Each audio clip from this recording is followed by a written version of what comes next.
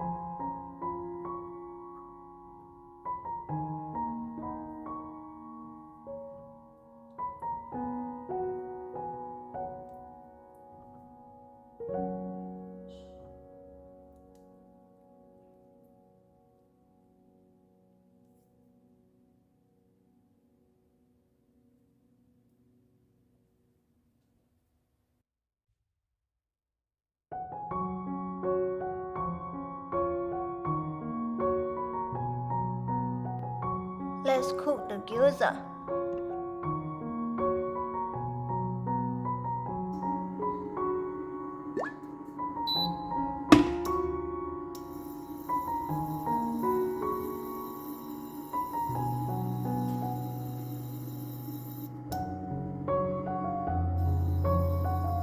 Place the gyoza in a circle on a pan.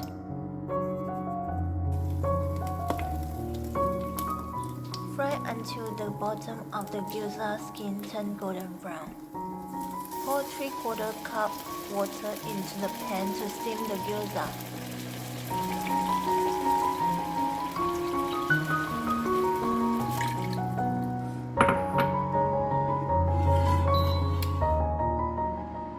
Close the lid.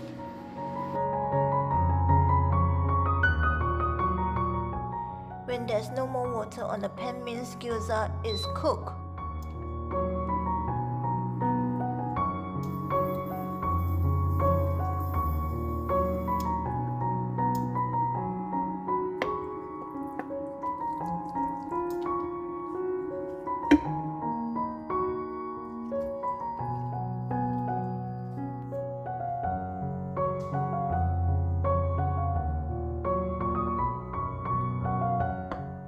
Prepare a dipping sauce for the gyoza.